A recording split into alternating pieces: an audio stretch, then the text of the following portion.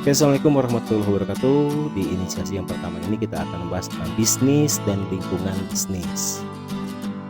Kegiatan bisnis merupakan proses kegiatan oleh individu atau kelompok melalui proses penciptaan, pertukaran kebutuhan dengan tujuan untuk memperoleh keuntungan, khususnya secara finansial. Dalam hal ini ada proses penambahan nilai dari suatu benda atau produk yang nilai ekonominya kecil, kemudian ada proses produksi sehingga menghasilkan produk dengan nilai ekonomi yang lebih tinggi.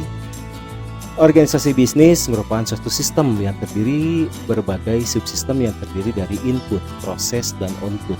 Ya, diawali dari bahan mentah atau bahan setengah jadi, kemudian melalui rangkaian proses produksi dan akhirnya menghasilkan output berupa benda atau produk yang siap diserap oleh konsumen. Berdasarkan tingkat kepentingan dan keterlibatan dalam aktivitas bisnis, SDM yang terlibat dalam bisnis dikategorikan. Yang pertama ada pemilik modal. Ini adalah orang yang akan berinvestasi terhadap bisnis tersebut. Dia tidak terlibat dalam aktivitas produksi, tapi dia menyediakan sejumlah modal untuk keperluan bisnis tersebut. Kemudian ada manajer. Manajer bukan berarti pemilik dari perusahaan tersebut, tapi manajer dialah yang akan mengelola bisnis tersebut. Kemudian ada tenaga kerja. Ini berkaitan dengan proses produksi tadi, ya. Dan yang terakhir ada konsumen. Konsumenlah yang akan menyerap produk-produk yang dihasilkan dari aktivitas bisnis tersebut. Kemudian apa sih maksud dan tujuan bisnis? Tentunya yang pertama adalah pemenuhan kebutuhan dan keinginan konsumen. Diawali dari kebutuhan dulu. Kebutuhan menciptakan permintaan. Dan pada akhirnya permintaan ini menumbuhkan motivasi dari seorang produsen untuk menciptakan produk yang dibutuhkan tersebut. Kemudian yang kedua adalah keuntungan usaha. Ya, ngapain sih berbisnis kalau motifnya adalah bukan keuntungan, ya. Yang ketiga, pertumbuhan dan perkembangan yang berkelanjutan. Ya, bisnis kan bukan sehari tahun, ya. Jadi rata-rata produsen itu menginginkan bisnis ini terus berkelanjutan, terus berevolusi menyesuaikan dengan kebutuhan zaman. Kemudian mengatasi berbagai risiko. Tentunya dalam bisnis ini banyak sekali risiko-risikonya, dan tujuan dari bisnis ini adalah bagaimana kita akan meminimalisir risiko yang mungkin terjadi. Dan yang terakhir adalah tanggung jawab sosial. Apa sih tujuannya? Perusahaan memiliki tanggung jawab sosial. Ini untuk memperkuat brand atau untuk memperkuat image yang ada dalam benak konsumen. Contoh misalkan ada satu perusahaan atau perbankan yang menyumbangkan ambulan misalkan, ya. Ada lagi perusahaan besar yang membiayai klub sepak bola misalkan, ya, atau aktif dalam aktivitas sosial yang lainnya. Ya, jadi ini fungsinya adalah untuk memperkuat image dari si perusahaan tersebut. Kemudian jenis sistem ekonomi. Yang pertama ada sistem ekonomi terpimpin. Ini adalah perekonomian yang mengandalkan pemerintah terpusat untuk mengendalikan semua atau sebagian besar faktor produksi dan untuk membuat semua atau sebagian besar keputusan produksi dan alokasi. Dua bentuk paling mendasar dari sistem perekonomian terpimpin adalah komunisme dan sosialisme. Ciri-ciri sistem ekonomi sosialis adalah negara sangat berkuasa dalam pemilikan bersama untuk semua faktor produksi. Kemudian produksi dilakukan sesuai dengan kebutuhan. Perencanaan ekonomi dilakukan oleh negara dan negara bertindak sebagai penentu harga. Jadi si sektor swasta ini nggak bisa, ya, menentukan harga. Semuanya itu ditentukan oleh pemerintah. Kemudian ada sistem ekonomi pasar. Sistem ekonomi pasar adalah perekonomian di mana individu-individu mengendalikan keputusan produksi dan alokasi melalui penawaran dan permintaan. Asumsi dasar yang dipakai dalam sistem perekonomian ini adalah liberalisme, individualisme, rasionalisme atau intelektualisme, materialisme, dan humanisme. Ciri-cirinya adalah penjaminan atas hak milik perseorangan, kemudian mementingkan diri sendiri, pemberian kebebasan penuh, persaingan bebas, dan harga sebagai penentu. Juga peran negara ini sangat minimal dalam sistem perekonomian ini. Jadi segala sesuatu ini bisa ditentukan oleh swasta. Kemudian sistem ekonomi campuran. bentuk perekonomian campuran menunjukkan sifat-sifat baik perekonomian kapitalis maupun sosialis. Welfare state adalah suatu negara yang ingin menciptakan demokrasi seluas-luasnya kepada rakyatnya dengan menghapuskan kemiskinan struktural. Oke, pertanyaannya adalah Indonesia menganut sistem ekonomi apa? Ya, tentunya Anda sudah bisa menyimpulkan kan? Oke, kemudian kita berbicara tentang lingkungan bisnis. Lingkungan bisnis ini yang pertama ada lingkungan ekonomi. Yang harus kita perhatikan dalam lingkungan ekonomi ini adalah yang pertama adalah produk domestik bruto dan produk nasional bruto. Tahu bedanya?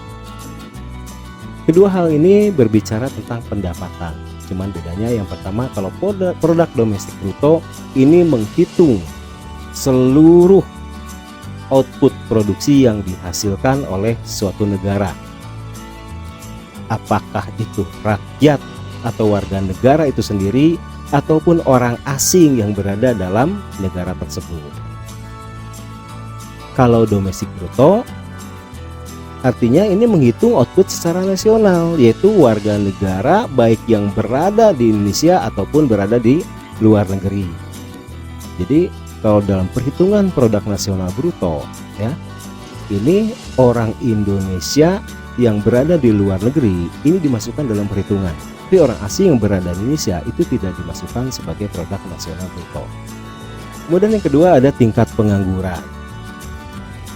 Kalau di suatu negara tidak ada pengangguran, artinya penawaran tenaga kerja untuk kebutuhan produksi ini tidak ada atau sangat sedikit. Tapi sebaliknya apabila tingkat penganggurannya tinggi, artinya suplai tenaga kerja untuk kebutuhan produksi ini sangat tinggi. Efeknya apa? Biasanya kalau tingkat pengangguran tinggi ya, upah tenaga kerjanya juga akan rendah. Oke, yang kemudian yang ketiga adalah inflasi atau kenaikan harga. Ini bisa disebabkan karena tingginya biaya ataupun tingginya permintaan. Ya. Perlu saya garis bawahi bahwa yang namanya harga ini salah satu faktor pemicunya adalah permintaan. Tidak selamanya harga ini ditentukan oleh faktor produksi ya atau biaya, tapi juga oleh permintaan. Waktu saya SD harga bala-bala itu atau gehu itu masih 10 perak. Akhirnya bisa ribuan. Berarti silahkan Anda hitung berapa jumlah inflasinya. Kemudian yang terakhir ada suku bunga. Suku bunga ini kaitannya dengan simpanan ya atau tabungan dan juga kredit. Biasanya kalau suku bunga tinggi, orang akan berlomba-lomba untuk nabung. Kalau suku bunga rendah, orang akan berlomba-lomba buat pinjem. Oke, kemudian lingkungan teknologi. Ini terkait dengan teknologi apa yang digunakan, produk ataupun jasa. Apakah sudah menggunakan teknologi yang up to date atau tidak? Tidak terhenti sampai di situ saja. Ternyata teknologi ini adalah menjadi satu pilihan dalam suatu rangkaian proses bisnis. Jadi kalau Anda sudah menjadi seorang pengusaha, Anda dihadapkan pada dua pilihan. Apakah kita akan menggunakan teknologi yang sederhana, yang banyak melibatkan banyak tenaga kerja, atau kita menggunakan teknologi tinggi yang meminimalisir jumlah tenaga kerja. Ya, teknologi ini adalah suatu pilihan. Berbisnis di suatu negara, kita harus tahu dulu apa hukum yang berlaku di negara tersebut dan bagaimana situasi politik yang terjadi di negara tersebut. Yang keempat ada lingkungan sosio-budaya. Artinya bisnis menyesuaikan dengan kondisi lingkungan budaya, kebiasaan masyarakat. Kentucky bisa sukses penjualannya di Indonesia karena mereka menjual paket nasi. Tahu sendiri kan orang Indonesia ya, kalau belum makan nasi itu sama aja dengan belum makan. Perilaku etis merupakan perilaku yang sesuai dengan norma-norma sosial yang diterima secara umum sehubungan dengan tindakan-tindakan yang bermanfaat dan membahayakan. Oke, kemudian pendekatan terhadap tanggung jawab sosial, ada yang namanya pendekatan obstruktif. Ini perusahaan melakukan usaha seminimal mungkin dalam memecahkan masalah sosial dan lingkungan.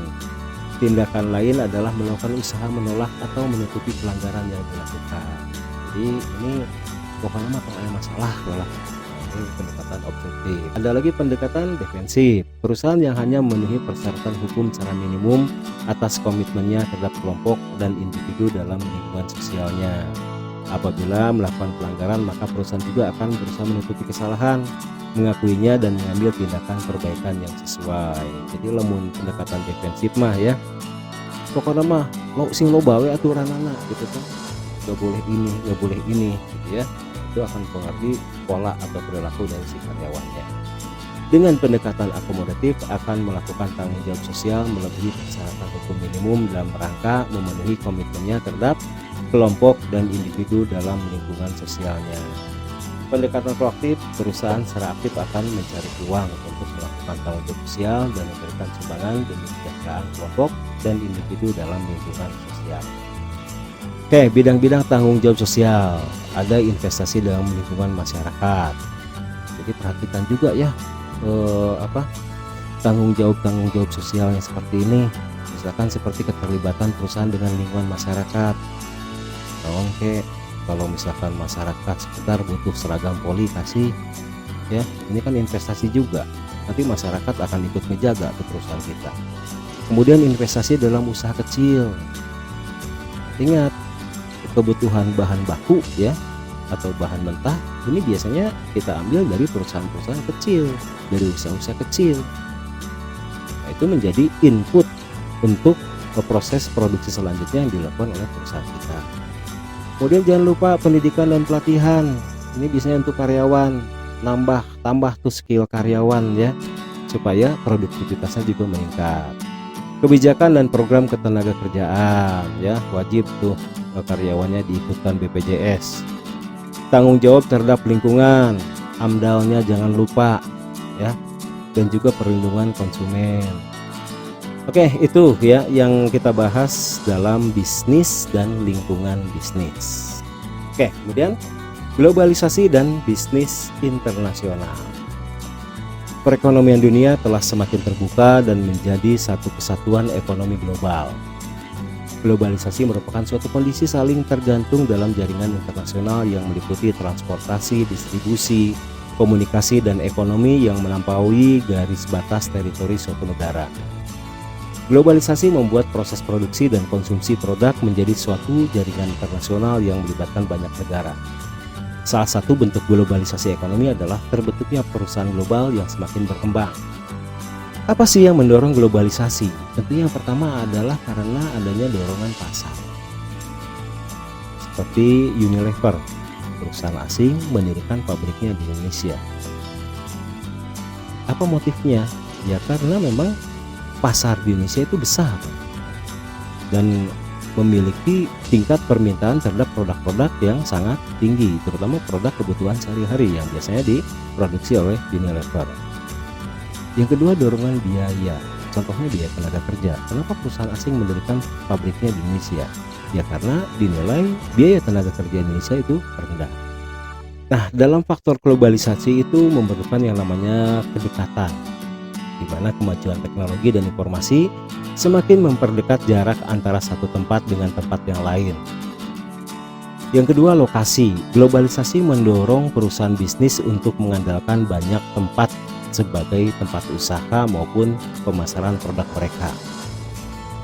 Kemudian sikap. Globalisasi mendorong perubahan sikap yang semakin terbuka dan berbaurnya budaya dan perilaku dari berbagai negara membentuk budaya secara global. Kemudian apa sih yang menjadi hambatan dalam melaksanakan bisnis internasional? Bisa karena perbedaan sosial dan budaya, perbedaan ekonomi, perbedaan hukum dan politik. Misalkan dalam hal kuota, tarif dan subsidi, kan hukum kandungan lokal ya, dan juga hukum praktek bisnis. Oke, sekian dulu ya untuk globalisasi ekonomi dan bisnis internasional. Kita ketemu lagi di inisiasi selanjutnya. Wassalamualaikum warahmatullahi wabarakatuh.